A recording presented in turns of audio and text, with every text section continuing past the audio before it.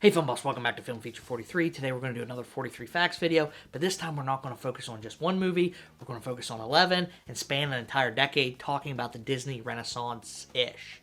And I say ish because this video originally started out with 43 facts on my favorite Disney movie, which is The Emperor's New Groove, which isn't part of the Disney Renaissance, but I couldn't get 43 facts on that movie, so I expanded it to the Disney Renaissance and took some creative liberties. So without further ado, let's get into talking about the facts. So let's start this video with talking about the first movie in the Disney Renaissance, that being the 1989 film, The Little Mermaid.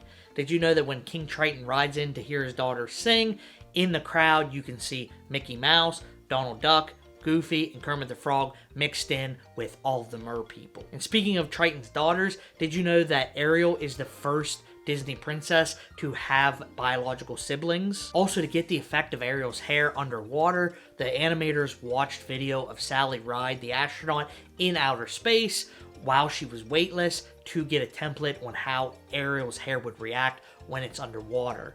And speaking of underwater, Jodi Benson, Ariel's voice actor, sung part of their world and recorded it while in complete darkness to get the feeling of being underwater. Did you know that professional bad decision maker Jeffrey Katzenberg wanted to cut part of your world from The Little Mermaid because he thought the kids would find it boring?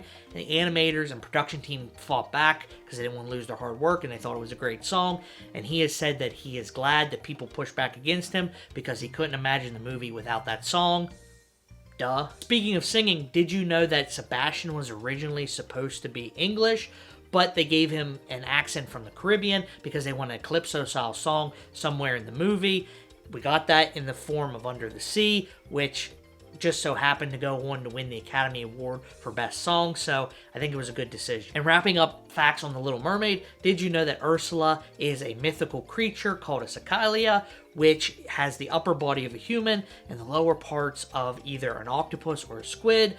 And rumor has it that she's actually part squid, not octopus. The next movie I want to talk about is the 1991 film Beauty and the Beast, aka The Good One. Did you know that in the original fairy tale of Beauty and the Beast, Belle had two ugly, mean stepsisters, but Disney thought it'd be too reminiscent of Cinderella, so they were cut from the movie. And also, Regis Philbin auditioned for the role as the Beast, and I think that would have been something. Who wants to be a millionaire? Here we go.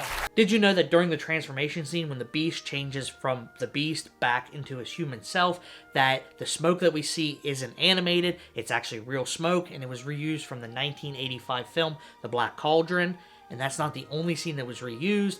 The dancing at the end between Belle and Adam was reused and reanimated from the 1959 movie Sleeping Beauty, and that was done because animators ran out of time. And you might have known that fact, but did you know that the song Be Our Guest was originally sang to Maurice, but the production team figured that he wasn't the focal point of the movie, so they shifted it away from him to Belle? And the title song of this movie, Beauty and the Beast, every line in that song has exactly 5 syllables. Bittersweet and strange,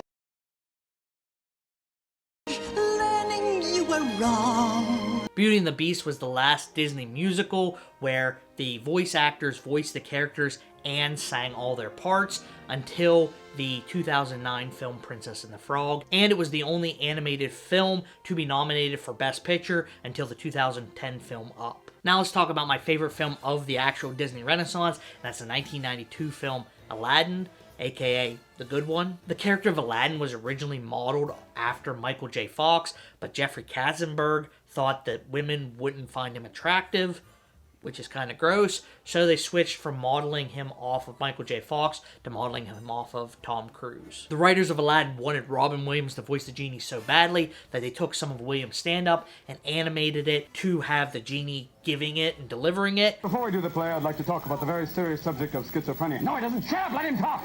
And that won him over, and he took the role on 2 stipulations. 1, his voice would not be used in the marketing of the film, and 2, Genie would not take up over more than 25% of the movie poster, both of which were broken, and that infuriated Robin Williams so bad that he did not come back for the sequel, and Jeffrey Katzenberg went to him apologizing with a Pablo Picasso painting, and Williams didn't buy it. He said, no, not coming back, and he was still angry until Katzenberg was fired, and Joe Roth took his place and apologized, eventually coming back for Aladdin and the King of Thieves. Robin Williams improvised so much in this movie that there are 16 hours of voice acting that was not used in the film.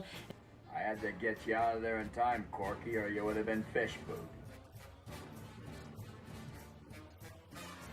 And he did it so much that this movie was not eligible for Best Adapted Screenplay because most of Williams' lines were not in the original screenplay. Jonathan Freeman, who voiced Jafar, actually played Jafar on Broadway until 2022, where he no longer plays Jafar. He's the only actor to play a character in a Disney film and the Broadway adaptation. And wrapping up Aladdin, in the Whole New World scene, we see Aladdin throw Jasmine an apple while they're over Greece. And it is said that it is tradition in ancient Greece that throwing an apple to a woman is supposedly an art of seduction. And now let's fast forward and talk about The Lion King from 1994. Did you know that Nathan Lane and Ernie Sabella was originally supposed to be Bonsai and Shanzi the hyenas, but the production team liked their chemistry so much that they actually moved them to the role of Timon and Pumbaa and hired Whoopi Goldberg and Cheech Marlin to fill in that role. Nathan Lane and I worked together on every scene, every line together. They said we were the first in the history of Disney to do that. Jim Cummings, who voices every animated character ever, had to fill in for Jeremy Irons, who originally sang Be Prepared by himself, but he threw out his voice singing the line, "You won't get a sniff without me!"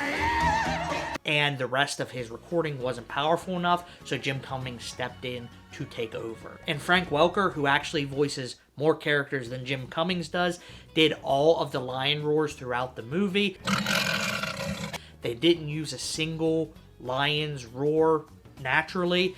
Frank Welker did them all because they wanted each lion to have its own personality in its roar. And lastly, for The Lion King, it took animators 3 years to come up with a program to have the wildebeest stampeding because they just kept colliding with each other, so they had to make a completely new computer program to stop them from doing that. And now let's talk about the Goofy movie. And yeah, it doesn't fall in the Renaissance category, but it came out around this time, and I like it, so here we go. The movie came out in 1995, but it was originally supposed to come out in 1994. They had to refilm 3/4 of it because a pixel was blown out in the screen that they were recording on, and it ruined over 3/4 of the movie, so they had to go back and refilm it. And Pauly Shore took the role as Bobby in this movie, uncredited, because he didn't want Disney selling the Goofy movie off of his image and his voice like they did for Robin Williams.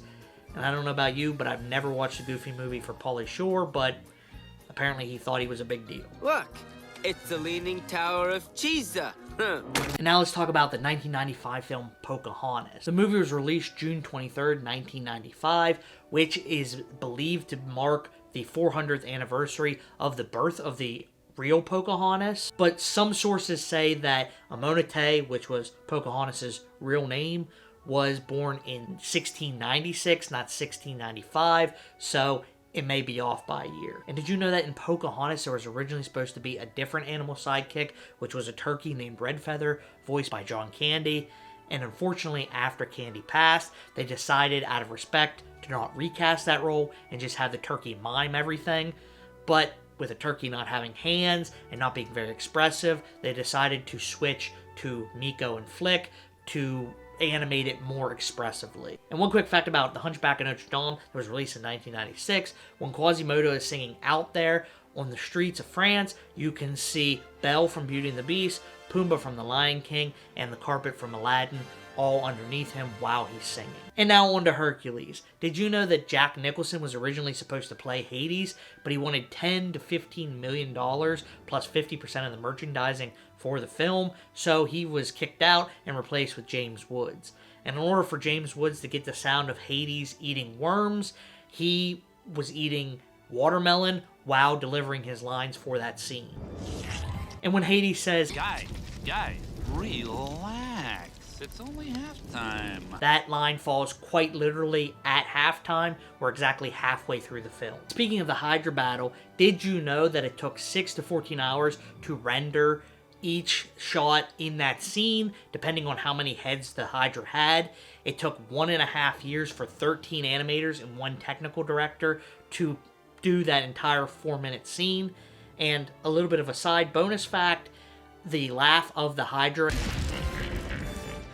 is actually a hippo grunting. And now let's move on to Mulan, aka okay, you get it. Did you know that Bruce Willis was originally supposed to voice Li Shang in Mulan, but was eventually replaced with B.D. Wong? And did you know that there are no songs sung after A Girl With Fighting For is cut off because the characters finally realize how serious war actually is? And did you know that Mulan is the last Disney musical to come out until The Princess and the Frog? And I don't mean that it's the last movie with singing in it. We all know that Phil Collins put out a banger a couple years later with Tarzan and Brother Bear, and Enchanted came out, but it's the last animated movie where the characters do the singing themselves and it's not kind of diegetic music. This was actually due to the fact that Mulan got kind of low ratings and there was a rise in animated action films, so that led to the kind of death of the Disney musical for a while. And speaking of the banger Phil Collins put out in 2000, let's talk about Tarzan. Did you know that animators based Tarzan's body movements when he's sliding on the vines on the pro skater Tony Hawk? And did you know that Tarzan's yell was not done by Tarzan's actor Tony Goldwyn? It was actually done by Clayton's actor Brian Blessed, who noticed that Goldwyn was having trouble getting the yell and didn't want to hurt himself like Jeremy Irons, so he did it for him, and that's where we got the yell from.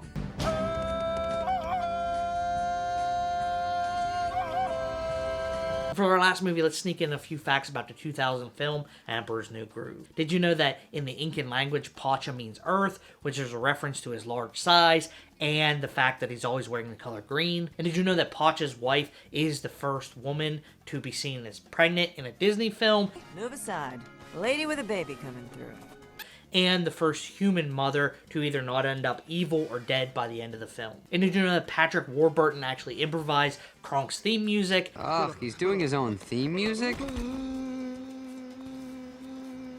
And he had to sign the rights away to that improvisation to Disney, so he's probably really scared every time he hums. And let's wrap up this video on the Disney Renaissance with a fact that ties most of these movies together. Did you know there are many film roles in the Disney Renaissance that Patrick Stewart turned down because of conflicts with Star Trek? These include King Triton, Jafar, Clayton. Imagine Patrick Stewart during the Tarzan yet. Zeus, Cogsworth, Frollo, and Governor Ratcliffe. But we did finally get to hear his iconic voice in a Disney animated movie as Mr. Woolensworth in the Chicken Little film. Lucky, fuzzy wuzzy, porcupine, porcupine. So I don't think that's a waste of potential.